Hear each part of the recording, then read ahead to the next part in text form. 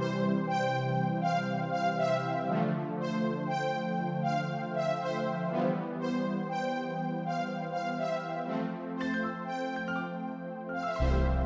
and welcome to Challenge Solutions.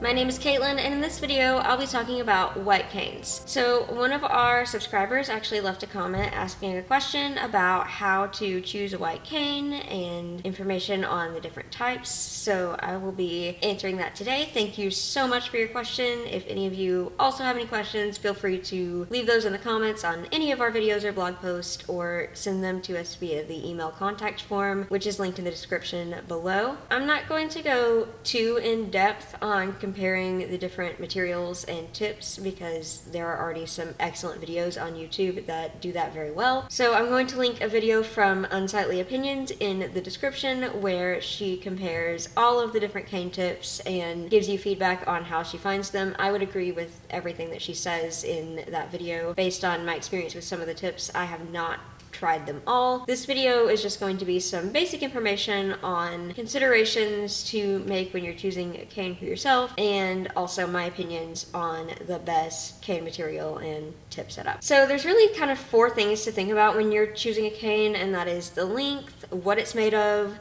is it folding straight or telescopic, and the tip that you are going to use. So the length is pretty easy. If you are working with an O&M instructor or a rehab counselor, definitely talk to them about what length is right for you. They are going to know best since they are working with you one-on-one, but generally speaking, I was taught that you want your white cane to come up to your shoulder, or sometimes even a little bit below.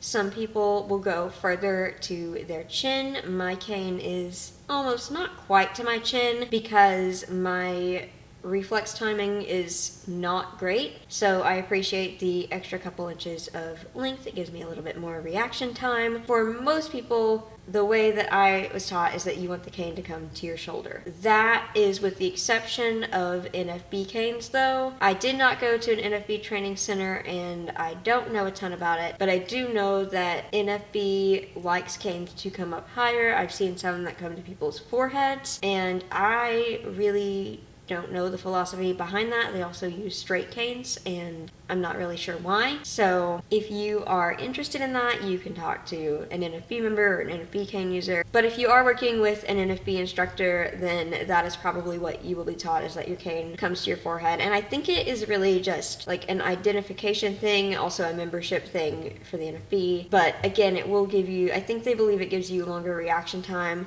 That is getting to the point, though, that I think it would be a little too long. Like, I've used longer canes than what I currently have before, and it was just too far in front of me to be useful at that point. You can experiment with different lengths and definitely talk to your instructors or anyone you know in the O&M world, and they will be able to give you some good guidance on length. But for general purposes, if you are choosing a cane for yourself and you are not working with the NFB or an O&M instructor, I would say go to your shoulder or between your shoulder and your chin for starters. Now, as far as what it's made of, there are several different materials and everyone kind of has a different opinion on what is best. I would say the most popular ones that I've seen are graphite and aluminum, and my personal preference is graphite. This is my cane for reference. It's from Ambitech, and it is graphite.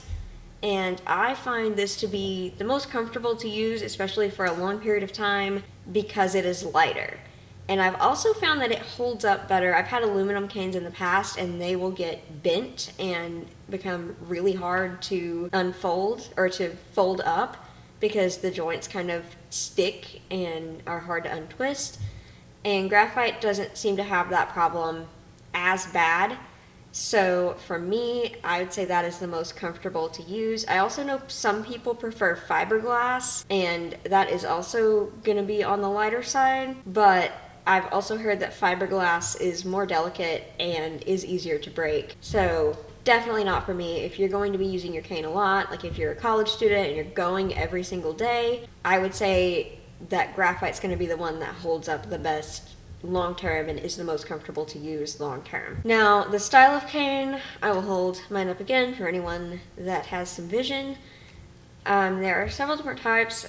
This is a folding cane. It's a 4-section folding cane from Ambitech. This is what I have used for as long as I can remember using a cane. I like it because it's nice and compact. I can throw it in a bag if I need to, get it out of the way if I need to. I also have a cane holster that I can put on my belt and just throw this in that if I want to have a cane with me but don't want to be carrying it all the time. I find this is just the most convenient for the widest variety of situations. Straight canes I have never understood. Again, the NFB pushes straight canes and I really don't have information on that. I know I'm not being very helpful there, but I will tell you why I don't think they are beneficial. I do not understand why anyone would choose to have a cane that is the length from their toe to their shoulder or higher that does not become compact.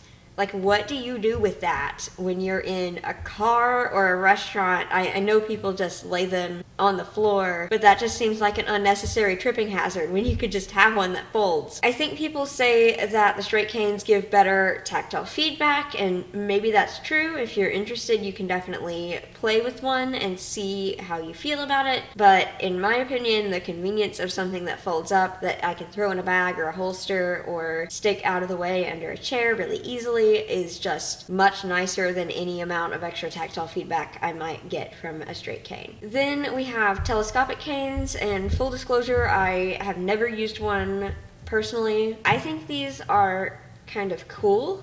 Like, the concept is cool, and I see why people might appreciate them, but I feel like they are a little less sturdy than a standard folding cane. A standard folding cane, if you've never seen one, operates by several sections of white cane strung together with an elastic band, so you just unloop the band from the top and it springs tight and unfolds, and then you just pull it apart and fold it over and the band holds it together. And the telescopic cane is several sections that kind of twist out of each other.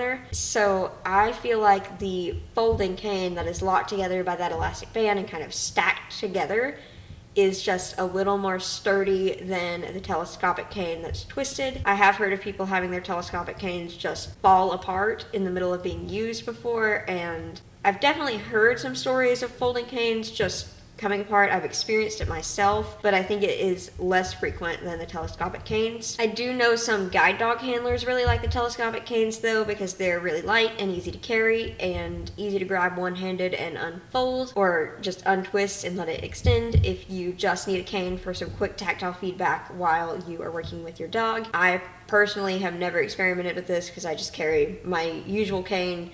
Like, if I am at the point of needing a cane as a guide dog handler, I probably need what I would term a real cane, and I'm probably just going to be walking with a cane for a while, so might as well just carry the one that I am used to using. It's not that big a deal to grab and unfold, but that is something that some guide dog handlers definitely prefer. I also have heard some stories of people saying their telescopic canes have to go through extra screening in TSA, so if you fly a lot, maybe not the greatest idea to have a telescopic cane. Any cane is going to have to go through some kind of screening process, but I've heard that it's a little extra if you have the telescopic one. In terms of cane tips, there is a huge variety available, and again, I recommend checking out the video in the description where you can see a comparison of a lot of them. I think most canes now ship with what's called a stationary marshmallow tip, so it's shaped like a marshmallow and it's just this big kind of marshmallow shaped tip at the end. And I actually did use that for a while, but I found that they wore down really fast, so I stopped using them. I also used a rolling marshmallow tip for a while, and that was really nice because it prevented my cane from getting stuck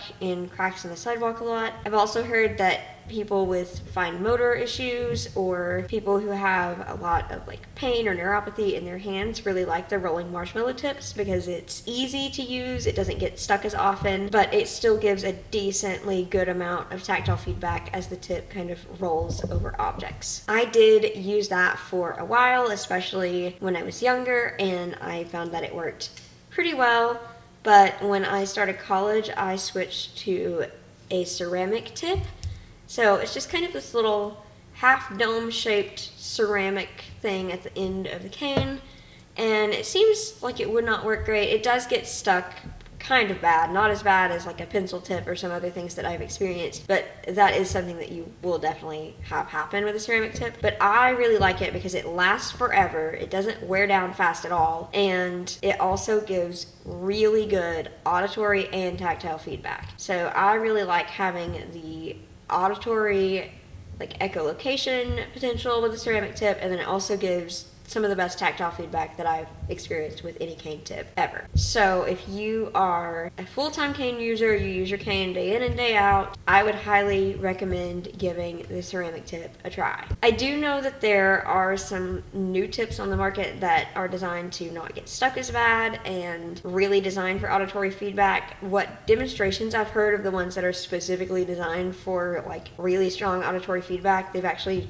kind of driven me crazy. Like, I would not want to listen to that all day. The ceramic tip is annoying to listen to. Like, it is loud, you are going to hear it, and now that I am primarily a guide dog handler, every time I use it I cringe because it's bad. But the other tips that are specifically designed for that are louder, so I can't see myself choosing to use one of those, but it is worth checking out, especially if you're really good at echolocation and you use that a lot. There are also some no jab canes on the market. I again have not personally used one extensively, but I have seen them, and I think they could be beneficial if you really hate your cane getting stuck or have any kind of like pain or anything that you don't want to be made worse by that. But from what I experienced briefly with them and what I've heard, they do not give as good tactile feedback and feel kind of like mushy to use, so it can kind of detract from the amount of input that you get from your cane. I will also say that there are different brands and like makers of white canes.